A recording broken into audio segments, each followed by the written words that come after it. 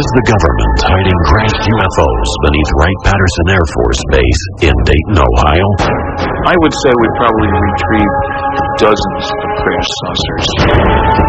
Are there declassified government documents that prove that UFO wreckage was secretly flown to the base?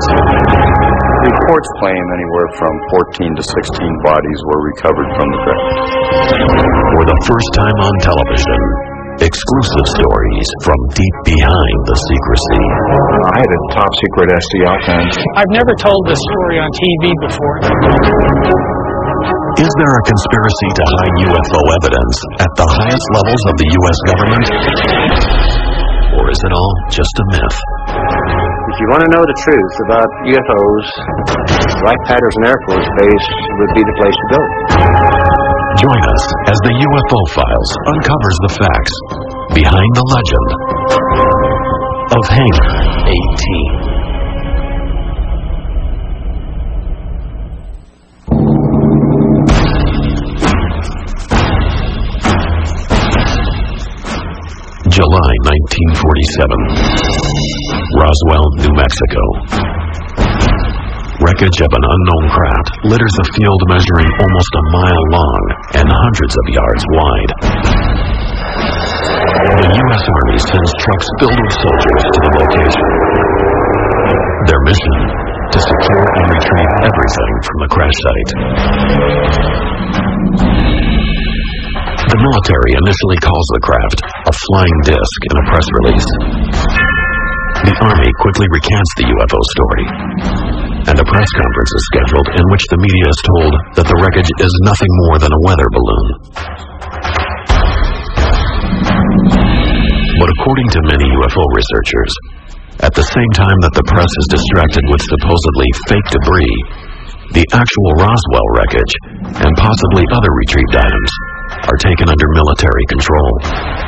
They are surreptitiously flown almost 1,500 miles away to a military base in Dayton, Ohio, named Wright Field. According to UFO legend, its precise destination is a hangar on the base, Hangar 18. We know that stuff got shipped to Wright because of the testimony of the people who were involved in the shipments on both ends.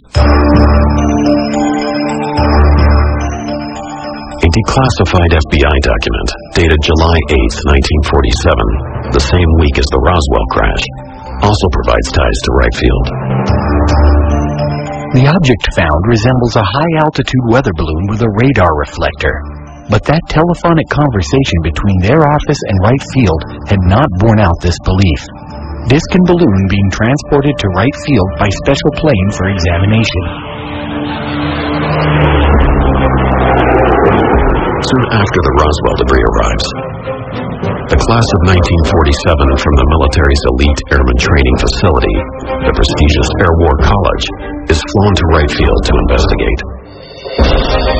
One of the officers on scene is a battle-tested hero of World War II, a fighter pilot whose reputation earns him the nickname Black Mac. But nothing would prepare Marion Magruder and his classmates for what they would witness at Wright Field. It would change their lives forever. He saw metal that was very pliable, that you could wrinkle up in your hands, and then it would go right back into shape, and it was very light, and yet you couldn't tear it apart. He saw parts of wreckage of what were extraterrestrial craft. He saw bodies, and he also saw a living being. He said that it was childlike, very thin, with an oversized head, and long arms with 4 digits. My father referred to the fact that we killed it.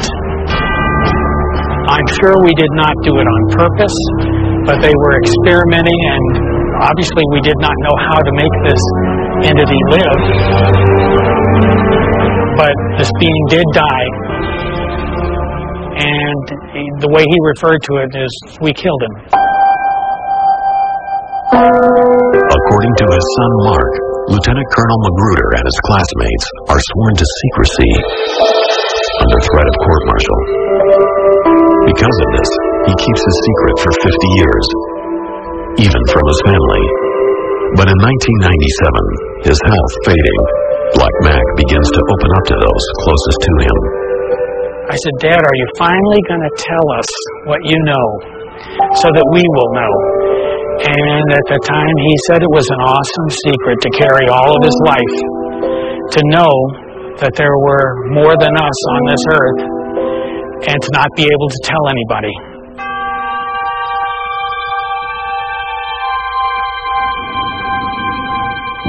I've never told this story on TV before, and it's difficult to do it now because I want my father's legacy to be as honorable as his life was, and it's very important to me that you know that I'm telling you the truth as he absolutely knew it to be.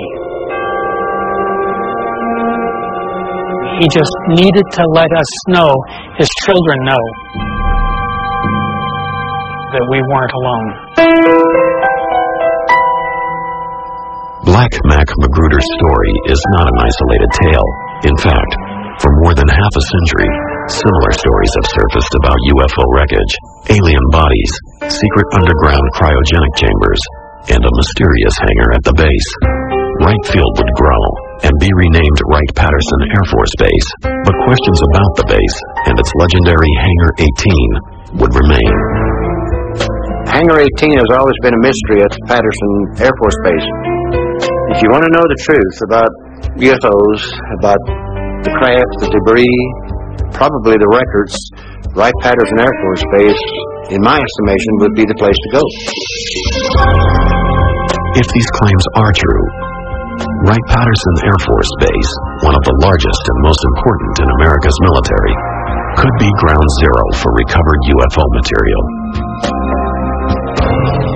All the information I have from all my sources says it was shipped here, and the people who actually worked at Wright-Patterson, who actually wore a uniform here, said it was here. Wreckage, entire pieces of the craft and whole sections of the craft, bodies were brought in. In fact, bodies were brought in on a regular basis from a number of different crashes from Roswell on. Not only was debris from many UFO crashes allegedly shipped to the base, but from the late 1940s until the end of the 1960s, all reports regarding UFOs were conducted at Wright-Patterson for the military's official UFO investigation, Project Blue Book. Wright-Patterson evolved into one of the most talked about bases in UFO lore. However, the Air Force's description of the base is much different. Really what makes Wright-Patterson unique is we are, by and large, focused on tomorrow. What is tomorrow's Air Force going to look like? What kind of airplanes will we fly? What kind of weapons will be on those aircraft? What kind of technology will be in the cockpit? We have the Air Force Research Laboratory here. We buy all of the aircraft in the United States Air Force through the offices that are here. We are responsible for all of the flight tests, all of the science and technology. We're also responsible for all of the major intelligence that's done for air and space. Some of the research that goes on in technology may be classified because we're trying to protect the technology that we develop, to make sure that we provide our soldiers and our airmen the best advantage.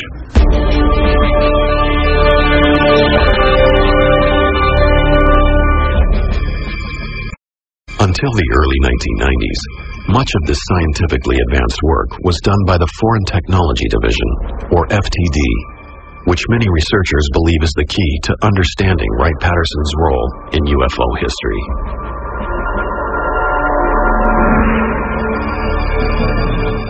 The Foreign Technology Division was the Air Force unit that was responsible for scientific and technical intelligence as it applied to the air and space and missile capability of mainly the Soviet Union. They were there to prevent technological surprise. They were the experts in the bad guys' equipment. Wright-Patterson has a history of duplicating Russian equipment, German equipment, and reverse engineering it. Why would they not do the same thing with extraterrestrial technology? There's no question in my mind that's exactly what we're doing. Coming up, a second major UFO recovery and a second secret trip to Hangar 18. He saw two bodies through the porthole slumped over.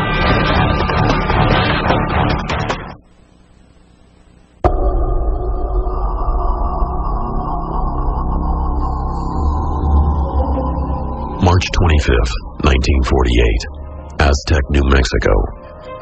What starts as a normal day for local oil workers turns into an encounter with the unknown.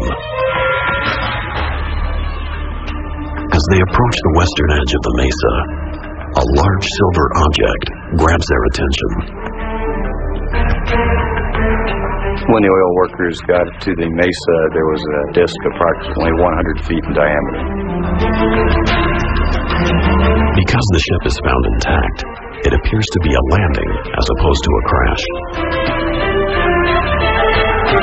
The witnesses I talked to, both Ken Farley and Doug Nolan, young men at the time, would not enter the craft.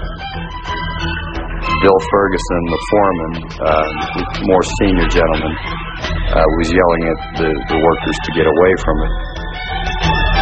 Except for a shattered porthole, there isn't any immediate sign of damage. Doug Nolan reported to me he saw two bodies through the porthole slumped over. Within hours, trucks arrive, supposedly from Camp Hale, Colorado. It appears the U.S. government has another UFO incident to contend with. Having learned from their mistakes at Roswell, the Army quickly takes control of the situation. Roswell 9 months earlier had been sort of botched by putting it on the front page of many newspapers around the country. I think the military had really fine-tuned their skills on going in and retrieving a down-flying disc or UFO. The secrecy started immediately upon the military's arrival at the crash site. They separated the locals and reminded them of their patriotic duty for the United States and swore them to secrecy. 58 years ago, you were told to shut up for national security. You did it because you respected and trusted the government. The military wanted that craft immediately, and they would do whatever it took to get it out of there.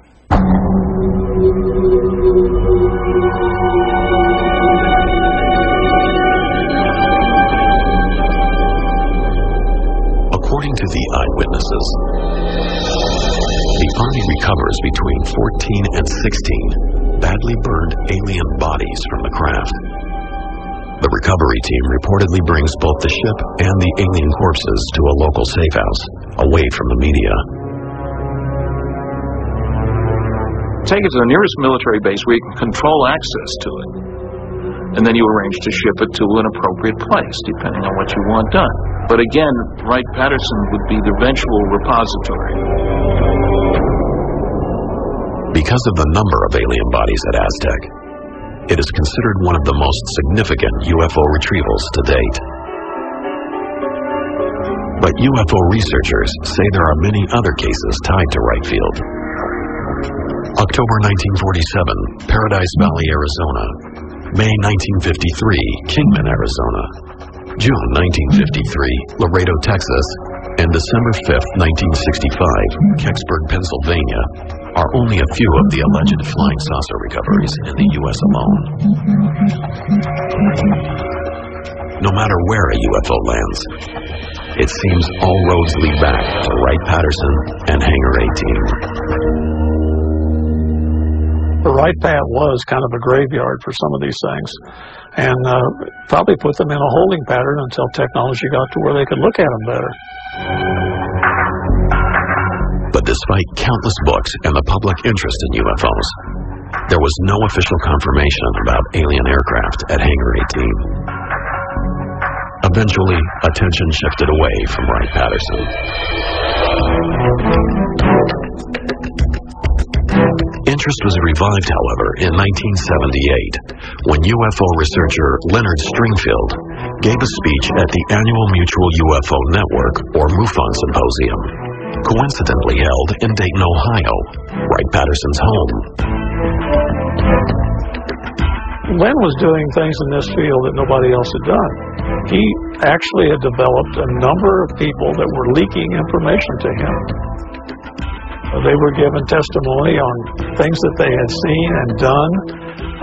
Not just one person, but a whole entourage of people that he developed a trust where people knew they could trust him and he wouldn't expose them, and they could give him the information and he could correlate it with others and determine what's real and what isn't. Stringfield wrote several books on the subject of UFO crashes and their retrievals.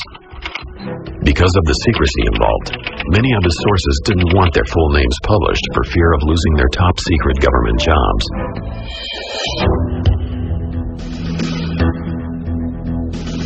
Among the stories of wreckage being stored at Hangar 18 at Wright-Patterson was a tale about a Navy pilot identified only as PJ, who, along with several others, accidentally entered a restricted hangar. For a brief 30 seconds, a disc-shaped object of metallic color, 15 feet wide and 8 feet deep, was seen. I cannot confirm anything other than it was there.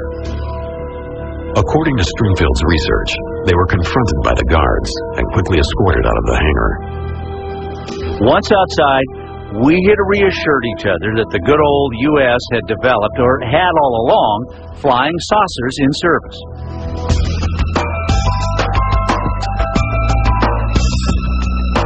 As these stories started surfacing, other witnesses came forward. UFO researcher and Aberdeen, Washington police detective James Clarkson located June Crane, a former employee of Wright-Patterson from the Roswell era. She agreed to sit down with him for an audio interview in 1997, and Clarkson has consented to allow the History Channel to air this interview for the first time on television. Crane's story dates back to the early 1950s. According to the documents she supplied to Clarkson, she was a clerk typist with access to top-secret information. One afternoon, a lieutenant surprised her with a piece of unusual metal. And he threw it on my desk, and he says, "June, you're a good wrecker. Tear that thing apart. Break that up." And I took it, and I bent it, and I twisted it, and I laid it back down, and it got right back to the same shape. So it's fairly thick, but it doesn't weigh anything. But it had no weight at all. It was like a feather. I said, "Well, what is it?" And he says, "Piece of a spaceship." He said, "I just came back from New Mexico, and I found it."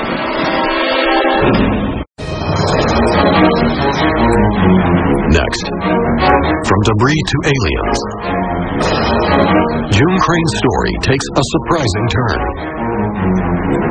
He called them little green men. Then he described them as a greenish blue.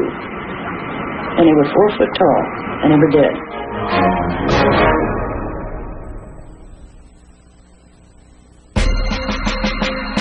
It is the early 1950s.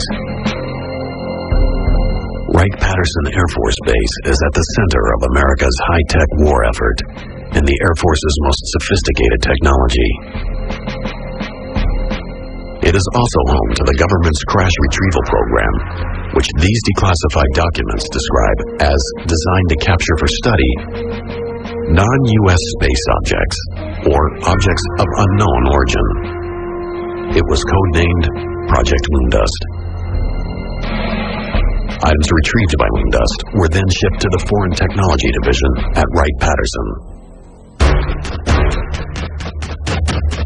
Project Moondust had to do really with us collecting space junk, things that would be falling out of the sky when a Soviet satellite fell, when a piece of a Soviet missile or a space launch vehicle landed in an area that we could get to.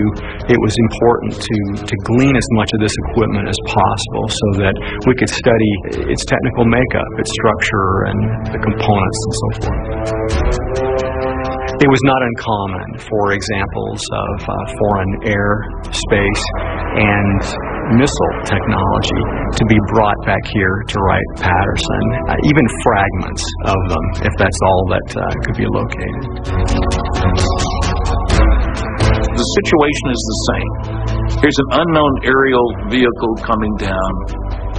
Let's keep people away from it. Let's grab the wreckage ourselves, and let's lie about it so nobody knows what we've done. Standard practice. And it doesn't matter whether you're talking about airplanes or saucers. One Wright-Patterson employee who may have had access to information about these recoveries was clerk typist June Crane. According to Crane, her top-secret clearance allowed her to witness high-level base information, including, she claims, classified files on UFO crash retrievals. In 1997, Crane told UFO researcher James Clarkson her story of downed alien aircraft. For the first time on television, the History Channel is airing that interview.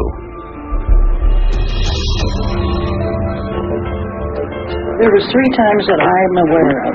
I won't vouch for the 4th one because I wouldn't. Are these 3 crashes that you heard about while you worked at Wright-Patterson? Well, one was the Roswell, and then there was 2 other ones. So as of 1952, they knew about 3 crashes of vehicles that were probably extraterrestrial. Right. And then the one where they brought the 2 men into Wright-Patterson Air Force Base and put them in the icebox. I didn't see it because nobody was allowed to see it. Okay, when 2 little men... He called them little green men. Then he described them as a greenish blue. And they were 4 foot tall, and they were dead. And we're talking about non-humans. Non-humans, right. According to Clarkson, Crane had kept her silence for 45 years. At the time, she had been forced to sign a confidentiality agreement and was liable for a $10,000 fine. But by 1997, Crane changed her mind.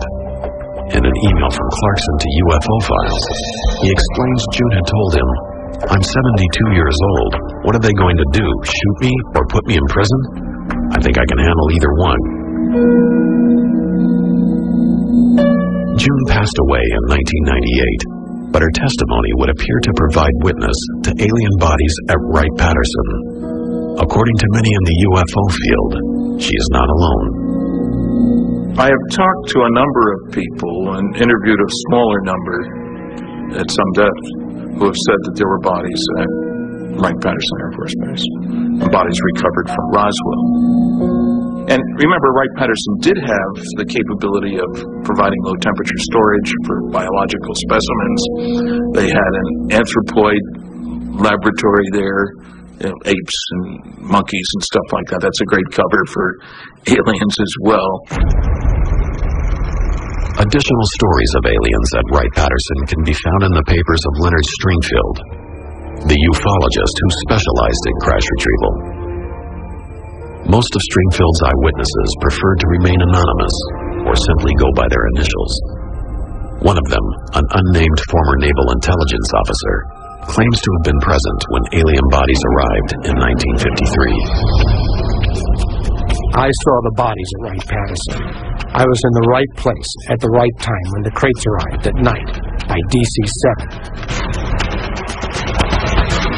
Stringfield also interviewed an anonymous Army officer who claimed to have witnessed another group of 4 alien bodies being brought to Wright-Patterson in 1957.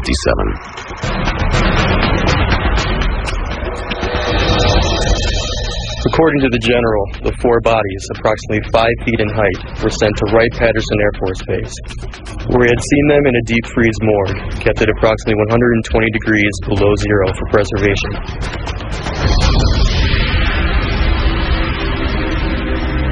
Despite Stringfield's passion for the subject, many ufologists were frustrated by his unwillingness to reveal his sources' identities for additional confirmation. The UFO community was very interested, of course. Any hint of a crash always gets everybody's attention. But the fact that he wouldn't give his sources was really upsetting to a lot of the people because they wanted to run off and check for themselves. And rightly so, why not? I've tried to tell people he should be given credit for speaking out, for collecting, But let's not take anything he said as gospel, because we need verification and validation, and very rarely did Len have that. But not all of the witnesses requested to remain anonymous. Respected UFO investigator Ted Phillips told Stringfield he'd been given access to several top-secret photos that showed details of some of the alien bodies supposedly stored at Wright-Patterson. The hand had long, thin appendages, fingers, I suppose, and there was a sort of membrane between the fingers. I'd not seen anything like that before, and for some reason mentioned it to Len. He became excited because he had seen the same thing. I don't know what the origin of the photos might be, but I do trust the source. Regardless of the various witnesses Stringfield interviewed, the descriptions of the actual aliens that were maintained in Hangar 18 were all similar. The general testimony about bodies is quite consistent.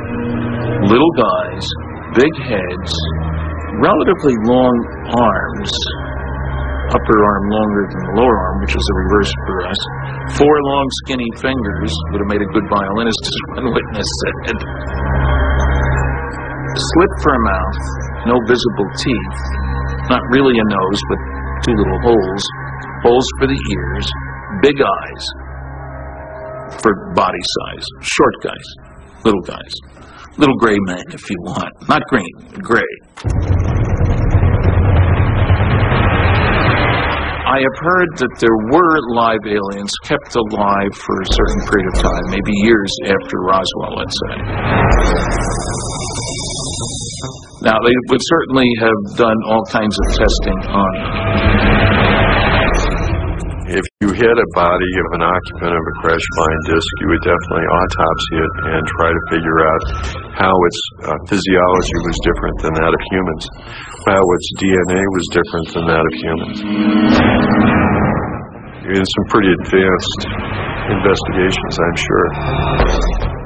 Now, if this was coupled with analysis of test results from live aliens, then you'd really have a very exciting biological study project. Is there evidence of a secret underground vault that holds these alien bodies? The biggest kept secret was the huge cryogenics networks that were required to support and preserve these bodies.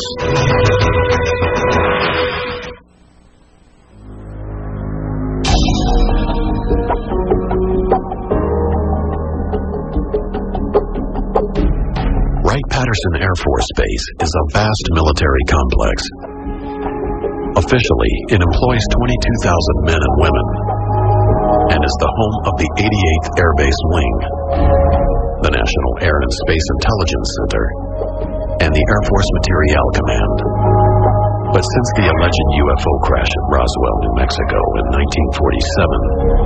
1947, there have been rumors linking the base to the storage and study of UFO crash remnants, and even alien bodies. The military says none of this is true, but those who've studied it say Wright-Patterson is large enough and secure enough to hold a multitude of secrets.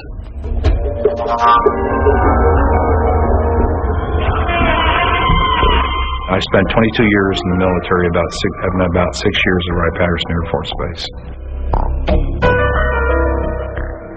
Author and retired Air Force Captain Robert Collins says he was a research analyst for the Foreign Technology Division, the FTD, the unit most commonly linked to UFO studies on the base.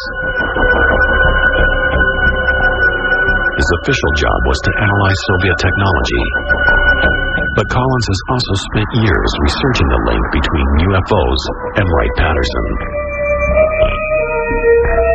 In his book, Exempt from Disclosure, Collins determines the mystery of Hangar 18 may lie in a vast underground infrastructure, hidden from the thousands of eyes that frequent the base. The reason you don't want to use hangars and the reason you want to use underground vaults is because you want to keep things under cryogenic temperatures and you want to keep it cold, and you want to keep it secure, then the underground vaults would be the ideal place to keep it. Now, we do have a lot of evidence that supports the idea that these vaults were there.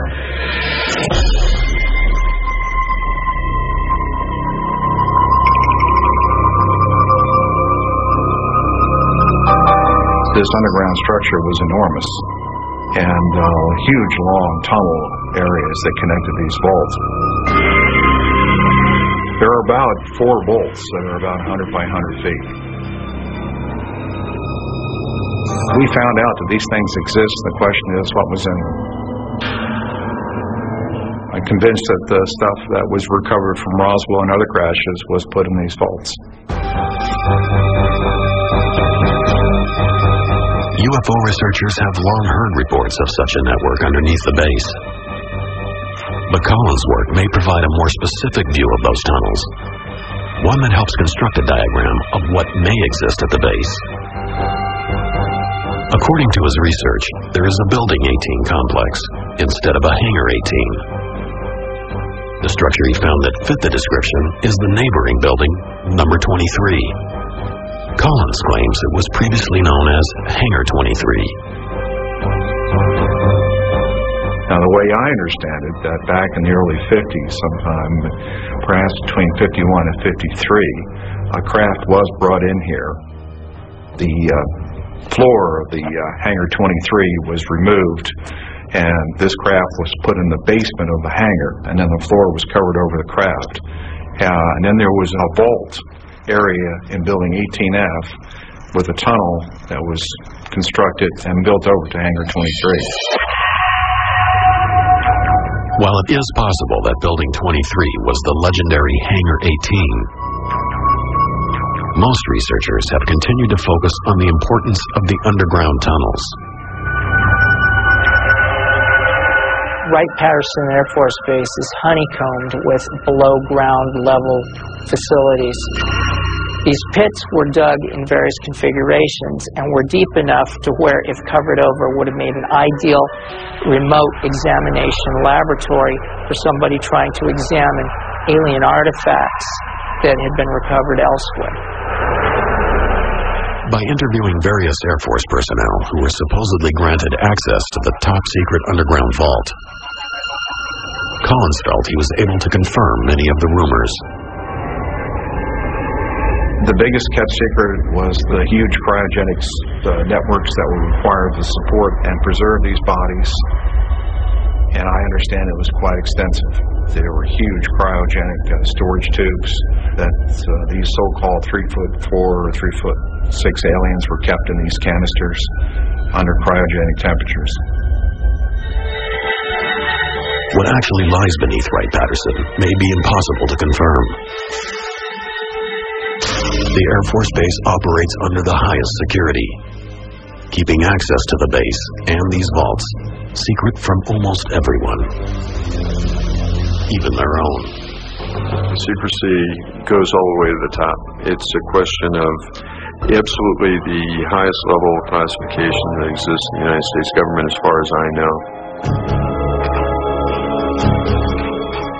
A formerly classified memo from mid-July 1947 points to FBI Director J. Edgar Hoover showing immense interest in a retrieved craft and his frustration about being kept out of the loop. We must insist on full access to disc recovery. The Army grabbed it and would not let us have it for cursory examination. The memo was written just days after the Roswell, New Mexico wreckage was taken to Wright Field. If J. Edgar Hoover couldn't get access to the contents of Hangar 18, how high did the secrecy go? In a 1994 interview with Larry King on TNT, Senator Barry Goldwater detailed his attempt to visit Hangar 18. I think at Wright-Patterson, if you could get into certain places, you'd find out what the Air Force and the government does know about UFOs. Reportedly, a spaceship landed. It was all hushed up. I called Curtis LeMay, and I said, General, I know we have a room at Wright-Patterson where you put all the secret stuff. Could I go in there? I've never heard General LeMay get mad, but he got madder than hell at me. Cussed me out and said, "Don't ever ask me that question again." How much was there, we don't know. Whether it was just documents, or specimens, or pieces, nobody knows. But the story dates back to Goldwater, and I think there's almost no question that it's a very true story. Next, unexplained lights over Wright-Patterson have Dayton on alert. Are they proof that there are UFOs on the base? Two policemen chased it. They felt it was heading for Wright-Patterson Air Force Base.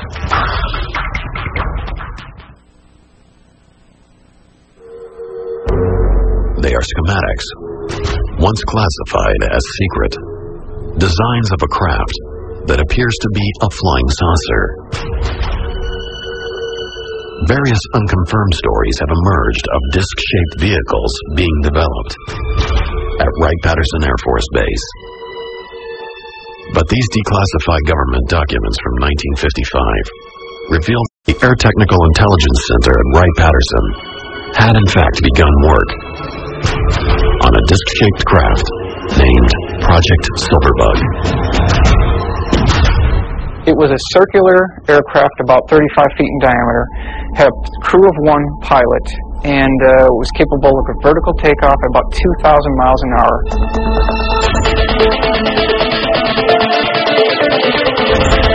There are witnesses who swear it eventually flew, but most accounts state that Silverbug probably remained on the drawing board. But Project Silverbug wasn't the only example of the military's interest in disc-shaped vehicles. 11 years later, a former pilot who was walking through the hangars at Wright-Patterson during a reunion of his squadron, the Flying Tigers, says he accidentally saw a similarly designed aircraft. Mr. Warren Botts, who had an inquisitive mind at the time, was going through these different hangar bays. When he got to hangar number 4, Bay E, he went through the doorway there. There was an armed guard at the facility who did not see him in the beginning. He started approaching the port main landing gear to investigate it, and that's where the guard stopped him, questioned his authority, and told him he was not supposed to be in there. But he did see a very large monster, his words, of an aircraft that was 116 feet in diameter, at least 12 feet off the hangar floor. Although the name of that specific project has never been disclosed, the U.S. military was apparently interested in a craft that could have looked like this. With Wright-Patterson's history of reverse engineering foreign technology, is it possible that some of the military's advances were gained from retrieved UFOs? I think we've made a great deal of effort to learn bits and pieces based on both the recovered wreckage and the instrument data from tracking UFOs. I don't think we've yet learned how to duplicate that technology overall, that is to build something that could fly the way saucers or motherships do. If you're giving Christopher Columbus an unlimited budget in 1493 and a nuclear submarine and say, "Chris, is your reward, here's this great nuclear submarine and an unlimited budget, I need 2 more of these." Could he have built one? Not a chance. Summer 1980. Mysterious lights fill the night skies above Wright-Patterson Air Force Base. Newspapers and countless eyewitnesses report the aircraft was unlike anything they'd ever seen. The main reports we saw was the object was moving up and down, was brightly lit, it hovered for long periods of time, and some people said it seemed to disappear over Wright-Patterson Air Force Base. But the biggest thing that gave us what we felt was the conclusive evidence that was something from Wright Field was when the 2 Middletown policemen chased it. They chased it for a long ways towards Dayton, Ohio, and then lost it in an area where they felt it was heading for Wright-Patterson Air Force Base. Wilhelm, a retired Army Master Sergeant and UFO investigator, suspected the military may have been secretly testing the newly developed Harrier jet on the base. The British-designed craft combines the vertical abilities of a helicopter and the forward thrust of a conventional jet. After releasing his findings to the media, Wilhelm was quickly contacted by the military. I got a phone call from a major from Wright-Patterson Air Force Base, and he asked me a lot of questions, and at the very end, he did say, "I cannot make any comments, Mr. Wilhelm, but all I can say is you've done your homework."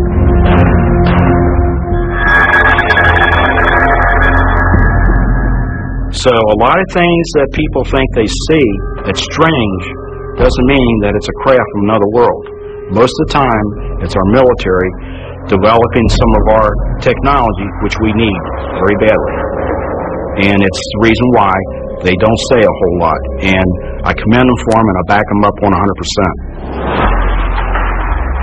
The Harrier incident raises another possibility about activities at Wright-Patterson. Perhaps many of the legends about Hangar 18 are actually a cover-up for top-secret military programs. I think it's important to keep in mind that the government, in association with Air Force OSI Counterintelligence Division, would really like to extend the alien myth as a cover to hide their own deep black programs. Well, it means that they want everyone to believe that what you're seeing out there is extraterrestrial, and we do not have the technology to duplicate what we're seeing in the skies. I think to the extent that they can confuse or disinform folks about flying discs and make it look like a terrestrial innovation, the more they'll do that. It's in the government's best interest to distribute disinformation if you want to keep a secret. The debate over Hangar 18 and Wright-Patterson Air Force Base may never be completely resolved. I would say upward of over 80% convinced that it's true. There was wreckage there. There were bodies brought there. Research was done here up to maybe 81 or 82, and then they packed everything up and moved it because of security leaks. That's when all the little stories about green men ceased, about that time frame. Most researchers speculate that any work being done involving UFOs at Wright-Patterson may have been relocated to another top-secret base, Area 51, the mysterious airfield hidden in the Nevada desert. Area 51 developed because of its location, away from anything. And Wright-Patterson is in Dayton, Ohio. It's in the middle of a major town. So I think Area 51 would have been the ideal location.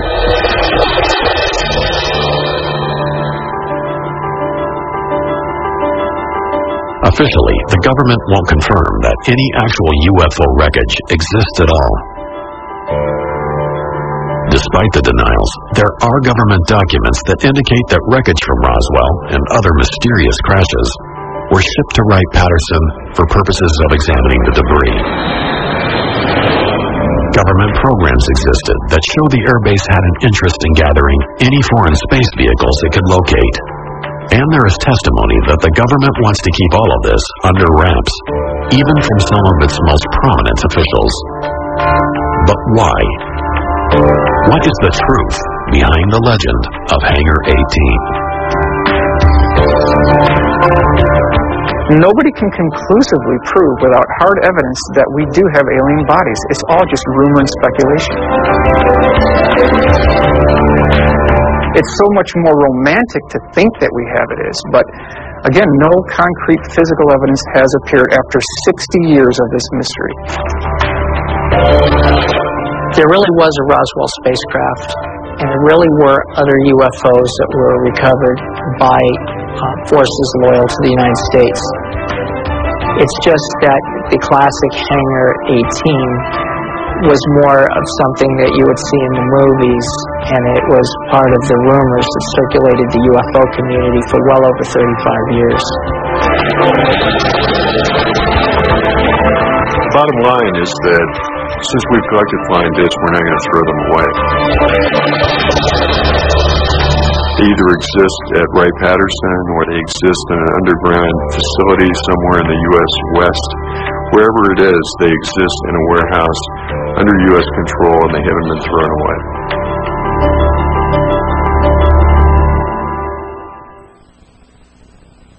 They dominated the Mediterranean thanks to a harbor so advanced it could dock over 200 battleships and a navy so deadly it could batter its enemy with a single blow.